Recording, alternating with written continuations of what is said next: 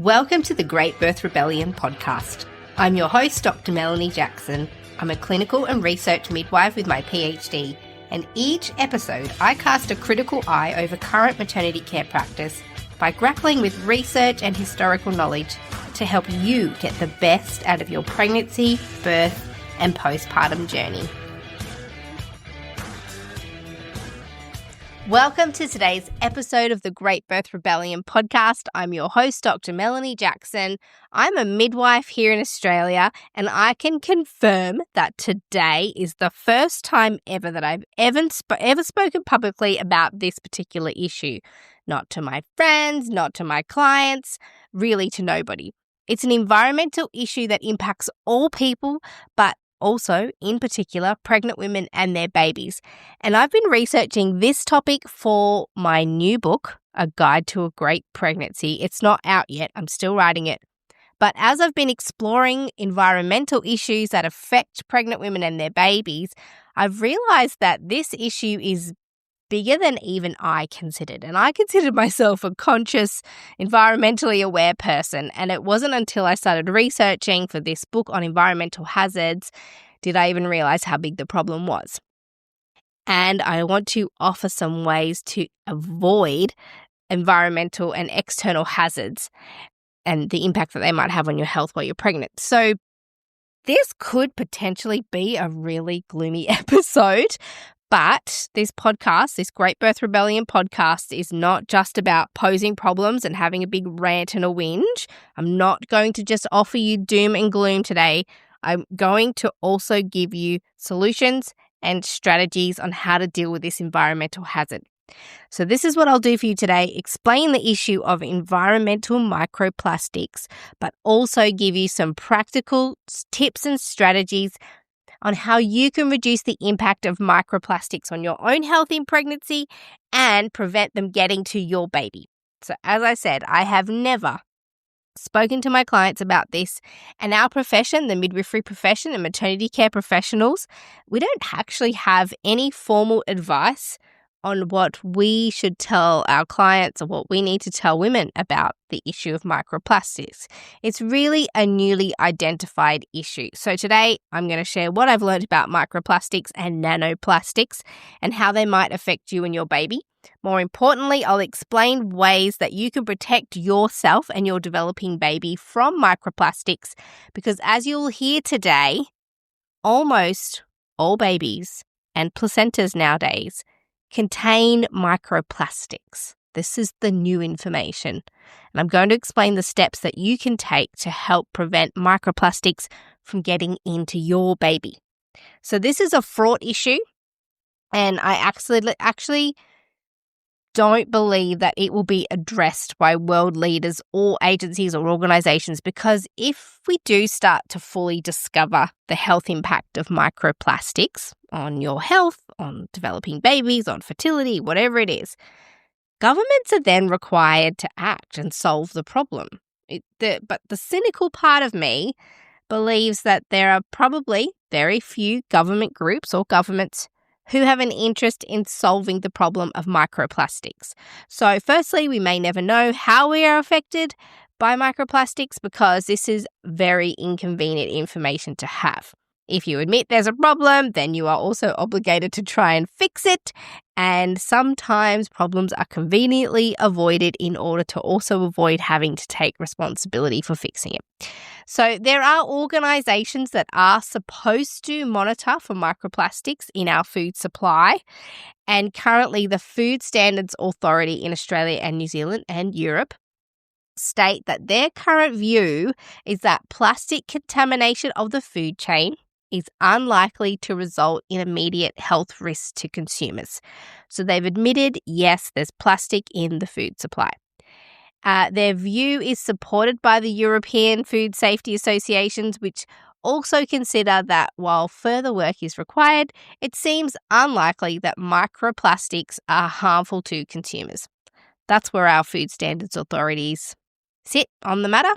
But we are going to talk about that and more in this episode, including the practical strategies for how to avoid exposure, consumption, inhalation, absorption of micro and nanoplastics. But before we do that, in the interest of keeping this podcast completely free to you, the listener, I would like to thank doula and hypnobirth practitioner Poppy Child from Pop That Mama for sponsoring this episode.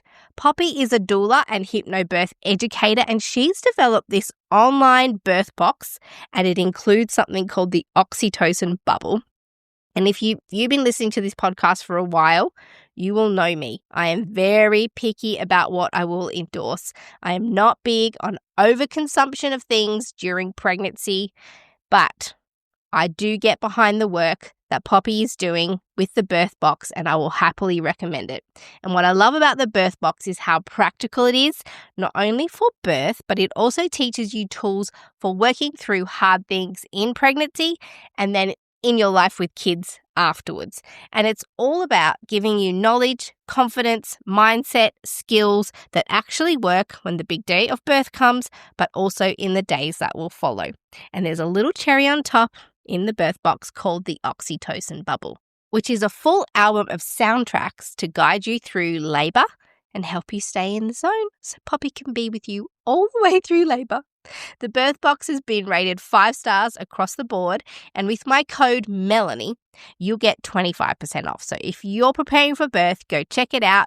It's all in the show notes. You'll be so glad you did. Okay, let's get into this episode on microplastics in pregnancy and how to keep them out of you and your baby. First, I'll explain the issue and what is going on, and then I can cover off how you can keep yourself safe. Now, what science is now discovering is that not only do we have a problem with plastic pollution from the plastic you can see, so bottles, big pieces of plastic everywhere, we now have a global problem of plastic pollution from micro and nanoplastics. So they're tiny plastic particles, some you can barely see. And microplastics and nanoplastics are derived from either when plastic degrades or disintegrates in nature. Plastic never truly disappears. It doesn't dissolve into nothing. It dissolves into particles, and that's what these microplastics are. They were either originally made to be less than 5 millimeters in size, such as microbeads, which are found in some beauty and personal care products, or they've disintegrated down to that size or smaller. So if you use things like facial products that are designed to scrub or exfoliate your skin, it's possible that that product contains tiny microplastic beads that act as the exfoliant, and they can enter your body during the treatment, just accidentally through your mouth. They're too big to be absorbed through your skin or inhaled, but probably if you would consume them. But worse than that is that when you wash that off, it goes into the water supply and out into the ocean. Ultimately, it ends up in the water supply, creating plastic pollution. And it's small enough pieces of plastic to be ingested by sea life. There have been studies about plastic pollution in the ocean, but also microplastic pollution. And microplastic is now a percentage component of the sea floor. It actually it's making up part of the sea floor. And in some areas of the ocean, plastics make up a greater content percentage than actual natural sea floor. So there's no doubt that micro and nanoplastic pollution is real, it's pervasive, and it's in our food chain. So we've come to know that microplastics are now found almost everywhere in the world, including the snow and water at the top of Mount Everest and in the deepest part of the ocean in the Mariana Trench. So truly nowhere on Earth is safe from microplastic contamination in the modern age. This is the world we exist in now. This is the world in which we conceive, grow, birth, and feed our babies. And as a result of this ubiquitous presence of microplastics over the world, it has come to also not be just a part of our planet, but a part of our bodies, a part of human bodies. So I'll talk about the science of that in a minute. But we know now that microplastics can now enter our body, and they don't just pass through, they stay. Given the spread of microplastics that are now found in the soil, the sea, where our food grows, the water we use on our food supply, and the water that we drink, it's in our food chain, but it's also in the air. So what science is discovering is that when we inhale or consume microplastics, they don't just pass through our bodies and get moved down and out. They have the ability to remain in our body, and there's no real way for our body to process and eliminate it. It's not like a compound that can be broken down and eliminated.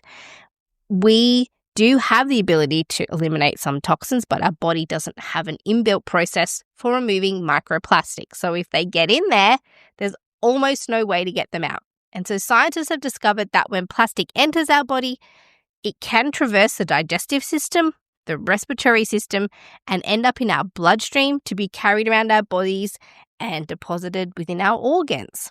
And there has been some research about if there is ill health that results from this, which we'll get to. But for now, the point you need to know is firstly that microplastics are polluting the earth and our food, water, and air, and they are contained within products that we might use daily. You might use plastic-based products daily on and in our bodies. They're everywhere on earth and we interact with them. And the second thing we know is that microplastics can get into our bodies and are inside our bodies. We've found them. They're in our bloodstream. They've found them in organs. Those are the first two things to know. And if you're still not terrified yet, hang in there. I'm not going to try and terrify you more. I'm trying to give you information about how to keep you safe from this. This is just me explaining the landscape of the problem. So there is a growing body of research about the impact of microplastics on the human body, and our subject matter, the interest of the Great Birth Rebellion podcast, is how this impacts women and their babies. So today in this episode, we will talk about microplastics in pregnancy and what that means for you and your baby. So what we need to first know is that science is sure about one thing. Microplastics have been found in placentas, the cord blood of babies, which the cord blood is your baby's blood, in amniotic fluid, in meconium, which is your baby's first poo, and that forms before they're born. Microplastics have been found in the ovaries of women and the sperm of men, and also in breast milk and infant formula. This means that every part of the reproductive cycle is invaded by microplastics. We also now know that microplastics can cross the placenta and be implanted within it, but also plastics can move from your bloodstream into your baby's bloodstream. We know this because the baby excretes some of this plastic in its first poo in the meconium. And we also know that amniotic fluid is actually made by your baby. And so if there's microplastics in the amniotic fluid, there's also microplastics in your baby. And in 2020, scientists began to become aware of the impact of microplastics on pregnant women and their babies with the discovery of microplastics within human placentas for the first time. So this was only first discovered in 2020. And the research paper on this study was released in 2021. It's called Placenta, First Evidence of Microplastics in Human Placenta. And you can read it. It's in the resource folder. So if you're on the mailing list for this podcast, you can get on the mailing list at melaниethemidwife.com. If you're on the mailing list for this podcast, every week I send out the resources for each podcast episode, so you can actually read these papers for yourself. And if you join the mailing list, you'll get access to the back catalogue. All the other episodes, you can access the research and use that for your own knowledge. But this particular study, this was done in 2021 in Italy, and they looked at 6 human placentas. They collected them from consenting women that had physiological pregnancies and births. And they analysed the placentas to evaluate the presence of microplastics. In total, 12 microplastic fragments were found in 4 placentas, so 4 of the 6. 5 of those fragments were on the fetal side, on the baby side. 4 were in the maternal side, and 3 were in the membranes of the placenta. 4 out of the 6 collected placentas contained plastics. So partly this tells you, firstly, how common microplastic contamination is, but also it is possible to avoid it because 2 of the placentas didn't contain plastic. But from this study, we also know that the placenta is not an effective barrier against plastic contamination in the mother's body. It can pass through to the baby from the placenta because plastic was found on the fetal side of the placenta also. There have been other studies done since this one in a very similar way. And one study collected 17 placentas and, unfortunately, found plastic in all of them. So, now we know that microplastics can get into us and into our babies and the baby's placenta, and scientists have been interested in understanding how embedded plastics have come to get into our bodies in the first place, and then how they get into our babies, and then also how and if they affect our health. So the 2021 study was more interested in just discovering if plastics were there, but they did make a comment about the fact that certain chemicals or materials in plastic are known to have an endocrine disrupting effect. So what that means is it can mess with your hormones. The endocrine system is in charge of hormonal regulation of your body. And this is an important consideration for pregnancy, but also fertility, because both of those things are hormonally governed, including labor and birth. So if microplastics are in our bodies and we have some understanding that microplastics are endocrine disruptors, hormone disruptors, any part of our bodies that require a specific hormonal structure or process could be affected. You can see the depth of the problem here. But let's start with understanding how microplastics get into your body in the first place. And this will give you some advice on how to avoid overexposing yourself to the microplastics around you. So there's 3 main ways that people are exposed to microplastics. Firstly, through ingestion of polluted food and water, and particularly seafood, but also we know that soil now contains microplastics, and this can be drawn up into food. The inhalation of microplastics through the air, often these are nanoplastics, we might not even be able to see them. And through direct skin contact with things such as synthetic clothing, a lot of our clothing is made of plastic. Artificial fibres are mostly made of plastic, but also beauty products that contain plastics. So what we know for sure is that humans ingest, inhale, and collect microplastics through direct skin contact. Once in the body, microplastics are and can be transported and deposited through the lungs via the digestive system and into the bloodstream. And then the bloodstream circulates the plastic to every part of your body. Now, the Australian and New Zealand Food Standards Organisation's current belief is that plastic contamination of the food chain is unlikely to result in immediate health risks to consumers. That's what they say. And this view appears to be supported by the European Food Safety Authority, which also considers that while further work is required, it seems unlikely that microplastics are harmful to consumers. However, I have my doubts with even a rudimentary reading of some of the current literature about the impact of microplastics on the human body. I am suspicious about this claim that microplastics don't seem to be harmful to consumers, but that is what the current advice is. So research indicates that microplastics as a newly recognised environmental hazard has identifiable concerns for pregnant women and their developing babies. So there are already animal studies in existence that speak to the detrimental effects of microplastics on the mammalian microbiome, so the bacterial makeup of your body, but also inflammatory markers. And scientists have been aware for a long time that substances within plastics have endocrine and hormone disrupting effects on humans. So there are already animal studies going on to see what happens to, mice once you introduce plastic to their diet and they ingest it and it becomes part of their makeup. What happens? What they already know is that it's got an impact on the microbiome and inflammatory markers as a starter. And there was a most recent review done by a team of researchers in India, and it was released in 2025, and it's called Examining the Hidden Dangers, Understanding How Microplastics Affect Pregnancy.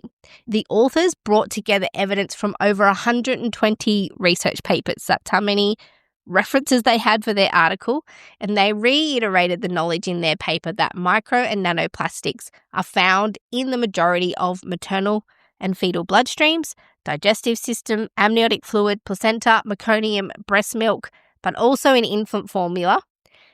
And they highlight that microplastics have the capacity to enter our bodies and be deposited within our bodies and that of our babies. The authors identified some known results of the presence of microplastics in the human body, and they also cited the endocrine and hormonal disturbance, immune and inflammatory responses, the development of granulomas, oxidative stress, and microplastic impact upon the microbiome. So some studies also indicated a correlation between microplastic concentration in the amniotic fluid and preterm birth. So animal studies have also shown that maternal exposure to microplastics can lead to reduction in the weight of the babies and possible growth restriction. So there's already, while the research is in its infancy, already some information coming out to suggest that microplastics can impact upon the health of mothers and their babies. While the research is in its infancy, I think any thinking person can postulate that having plastic circulated and embedded in our bodies is going to have some kind of impact upon our health and human development. So exactly what that impact is remains to be seen, remains to be discovered, and exactly how much plastic can our bodies contain before we start to see the impact. There's got to be a toxic level somewhere, but what is that? We don't know. And midwives and maternity care providers, though, have not been given any guidance as to what we should tell women in our care about the dangers of microplastics, because as it seems, the dangers are not fully understood yet, but we do often inform women of the dangers of environmental hazards like high mercury levels in fish, carbon monoxide in the air, secondhand smoke. It's not out of our scope to be informing women about the external hazards that exist around them on their pregnancy. So potentially in the future, the impact and concern about microplastics might find its way into maternity care education. However, at the moment, it's not. Women don't get spoken to about this. But if the idea of having plastic in your body, placenta, amniotic fluid, breast milk, or baby is alarming to you, here are some ways that you can reduce your ingestion, inhalation, and absorption of microplastics. Firstly, avoid single-use plastics. Drink bottles, anything that would be thrown away after its first use. Consider also tea bags. Tea bags are often made up of synthetic materials, glues, and plastics that leach into your cup of tea. There is a list, if you Google online, there is a list of tea bag suppliers or brands that don't contain plastic. But an easier way is you could switch to leaf tea and use the stainless steel tea strainer as an alternative. So in our household, we use these little single-use baskets, and you open up the little metal basket and you put your tea leaves in, and then you close it up and you use it like a tea bag, but you can wash it and use it again. There's no plastic in it. There's no waste. And then the tea leaves go into our worm farm, so the full cycle is all there. So that's one thing. Avoid single-use plastics. The next thing you can do is choose beauty and self-care products that don't contain microbeads. So favor products that use natural exfoliants or abrasives instead of synthetic ones. Now, there is so much information out there on how to make your own natural beauty products as well. So have a look, do an audit of the health products or the beauty products that you have on your shelf. Have a look. Do any of the ingredients sound like plastic? If so, you may be inadvertently daily exposing yourself to microplastics and you didn't even know. Next thing you can do is eat a diet low in processed and packaged foods, which are more likely to be contaminated with microplastics. Avoid drinking from plastic bottles and use non-plastic food containers. So you could choose glass or stainless steel. Read the product labels of all of your self-care and beauty products and avoid ingredients such as polyethylene and polypropylene. They are plastic-derived ingredients. So next thing, I already said, consider the stock take of all of your beauty products. Also consider your toothpaste. So if your toothpaste has abrasive little particles that are designed to sort of scrub your teeth, they are made of plastic and they're tiny and you're putting it in your mouth and then you're spitting it down into the ocean. So have a look at your toothpaste. The next thing you can do is choose natural clothing fibers such as cotton, wool, bamboo, and hemp over synthetic fibers. So synthetic clothing is thread made from plastic and it sheds microfibers and microplastics during washing and wearing.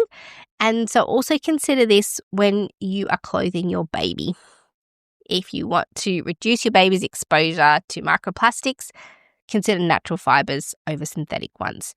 This list is by no means exhaustive because as we don't know the full extent of the issue of microplastics, we don't fully understand what they're in and where they are. Nonetheless, you get the idea that there are things you can do from an individual level to help reduce your own exposure to microplastics during pregnancy and then forever after. And I do sincerely hope that I'm overreacting about the potential impact of microplastics on humankind, but I have a sneaking suspicion that I'm not.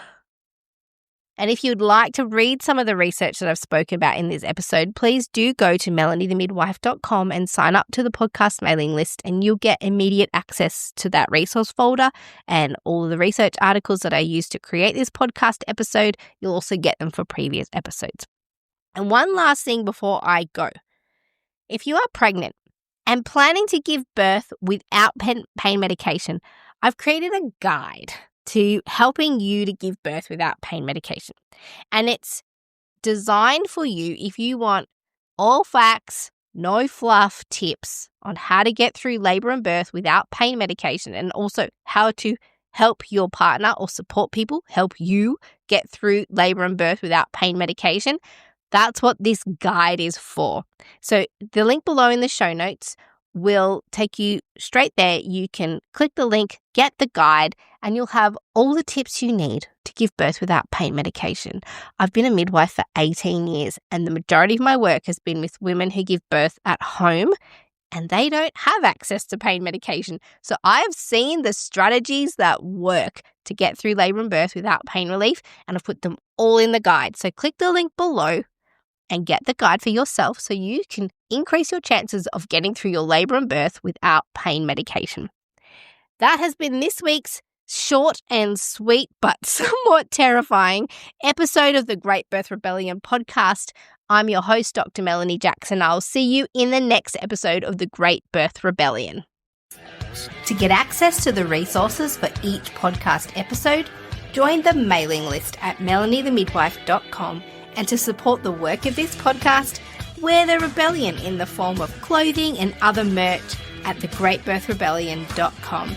Follow me, Mel, at Melanie the Midwife on socials, and the show at The Great Birth Rebellion. All the details are in the show notes.